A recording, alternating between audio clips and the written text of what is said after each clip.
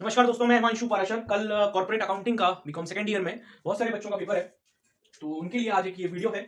सबसे पहले मैं आपको बता दूं, बैंकिंग रेगुलेशन एक्ट 1949 पर मैंने एक वीडियो बनाया है। इसके बहुत ज़्यादा चांसेस हैं आने के कल एग्जाम में, तो इसको जरूर से देख लीजिएगा। पहले वाले कमेंट में डाल रहा हूं मैं, तो इस वीडियो को जरूर से पूरा देख लीजिएगा। 15 मिनट का वीडियो है, पूरा का पूरा कॉन्सेप्ट क्लियर हो जाएगा और आप आराम से लिख पाएंगे। कुछ बातें बता देता हूं मैं। कल कॉर्पोरेट अकाउंटिंग का पेपर है आपका, और कॉर्पोरेट अकाउंटिंग के बाद कॉस्ट अकाउंटिंग का भी पेपर है बच्चों का, तो उसके लिए भी मैं आपको गाइड कर दूंगा।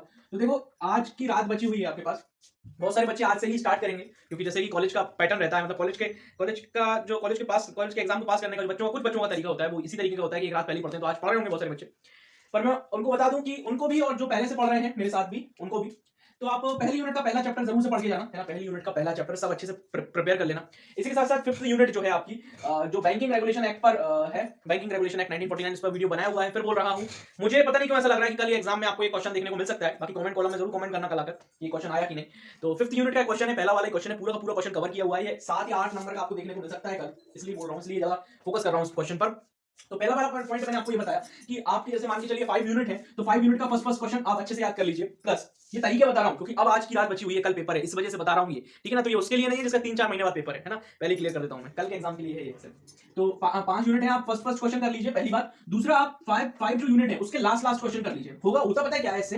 देखिए, आपने देखा होगा, जैसे यूनिट 1 लिखी है, ठीक है। देखिए मैं आपको बताता हूं, जैसे लिखा है यूनिट 1, ठीक है। सिलेबस लिखा रहता है, ये सिलेबस लिखा रहता है, ये सिलेबस लिखा है, ठीक है ना। तो जब आप पहला क्वेश्चन कर लेते हो ना, तो आपका ये वाली लाइन कवर हो जाती है सिलेबस की, ठीक है। और जब आप लास्ट क्वेश्चन कर लेते हो ना, तो ये वाली लाइन कवर हो जाती है क्वेश्चन की। समझ में आ रहा है? मतलब सिलेबस। तो हमने एक यूनिट में से 2 क्वेश्चन करे, बहुत अच्छे से कर रहे हैं आपको ये, एक तो पहला और एक लास्ट वाला। तो टोटल 10 क्वेश्चन है। तो जो भी भैया जिसने पढ़ाई बिल्कुल भी नहीं की हो, कल एग्जाम है, तो उसके लिए भी मैं आपको बता दूं, ये 2 क्वेश्चन हर यूनिट से जरूर तैयार कर लेना। मतलब टोटल 10 क्वेश्चन, ये अच्छे से हो जाने चाहिए। अब एक रात में 10 क्वेश्चन करना भी बहुत बड़ी बात हो जाएगी, है ना। पर ये बहुत अच्छे से हर एक बच्चे को रिवाइज करके जाना है, जो भले 3 महीने से पढ़ रहा हो या साल भर से पढ़ रहा हो उसको भी, और जो आज पढ़ रहा हो उसको भी, ठीक है। ये वाली चीज हो गई। दूसरी चीज, ये पहली चीज हो गई। दूसरी चीज मैं आपको बता दूं कि आपको वहां पर ना अच्छे से अच्छा लिखने की कोशिश करना है। जितना आप अच्छा लिख सकते हो उतना अच्छा लिखने की कोशिश करना है कॉर्पोरेट अकाउंटिंग के पेपर में, ठीक है। तो राइटिंग का ध्यान रखना, मेन राइटिंग का ध्यान रखना। आंसर खत्म होने के बाद अच्छे से लाइन खींच देना, अच्छा लगेगा उसको। अपनी हेडिंग जो डालो ब्लैक पेन से डाल देना, तो वो भी उसको अच्छा लगेगा। थर्ड पॉइंट जो है वो ये है, देखो यार, ये कॉर्पोरेट अकाउंटिंग का पेपर है और इसमें न्यूमेरिकल आता है, मतलब प्रैक्टिकल क्वेश्चन आते हैं, क्योंकि अकाउंटिंग का पेपर है तो न्यूमेरिकल क्वेश्चन तो आएंगे ही आएंगे, प्रैक्टिकल क्वेश्चन आएंगे ही आएंगे।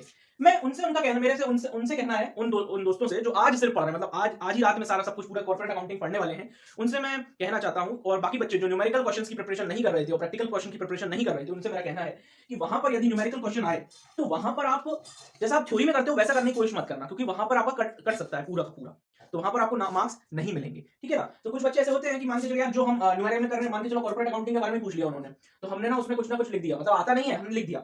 और यही चीज न्यूमेरिकल में नहीं कर सकते आप, क्योंकि न्यूमेरिकल का एक फॉर्मेट होता है, उसमें कौन सा अकाउंट बनाना है वो उसका एक अलग फॉर्मेट होता है, उसके कुछ रूल्स होते हैं। तो रूल्स एंड रेगुलेशंस पे बनता है कोई अकाउंट, और जो न्यूमेरिकल क्वेश्चन होते हैं वो रूल्स एंड रेगुलेशंस पर वर्क करते हैं, ठीक है ना, है ना।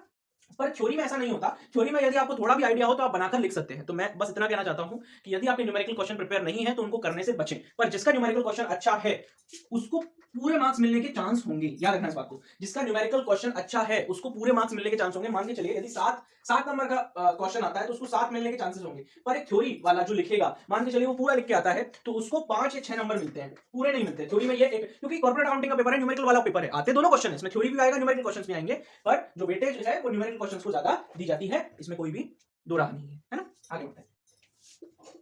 फोर्थ पॉइंट है, फोर्थ पॉइंट मेरा आपसे सिर्फ इतना कहना है कि ज्यादा पेज भरने के चक्कर में बिल्कुल मत रहना। मान के चलो 40 पेज की कॉपी है या 36 पेज की कॉपी है तो आप पूरा पूरा भर रहे हैं, नहीं नहीं नहीं, क्योंकि ये न्यूमेरिकल, मैंने फिर बोला आपको, न्यूमेरिकल वाला पेपर है कॉर्पोरेट अकाउंटिंग। न्यूमेरिकल इतने बड़े बड़े नहीं होते हैं, तो याद रखना यदि 40 पेज की कॉपी है तो आप ज्यादा से ज्यादा 25 पेज तक लाना गाड़ी को, बहुत हो जाएगा आपका, ठीक है। बाकी आप नंबर के हिसाब से लिख सकते हैं। मान के चलिए 7 नंबर का है तो आपको कम से कम, मान के चलिए आपके पेपर में 12 नंबर के क्वेश्चन भी आए हैं, तो वहां पे आप अच्छे अच्छे पेजेस में लिखोगे। पर आपके क्वेश्चन पेपर में मैक्सिमम 7 मार्क्स का है तो उसको 4 पेज से ज्यादा में मत लिखना। मैक्सिमम यदि 7 मार्क्स के क्वेश्चन आए हैं मैक्सिमम, तो यदि 12 का आया तो उसमें 4 या 5 पेज का लिखना है आपको। अदरवाइज बस वो याद रखना कि कितने मार्क्स का है, मैक्सिमम कितने मार्क्स का है, मतलब मैक्सिमम हमको 4 पेज से ज्यादा नहीं लिखना चाहिए, 4। और 5 कोई चला जाए तो चला जाए, पर पास इससे ज्यादा नहीं होना चाहिए। कुछ लोग 6, 7, 8, 10 भी चले जाते हैं, तो इसलिए बोल रहा हूँ वाली बात।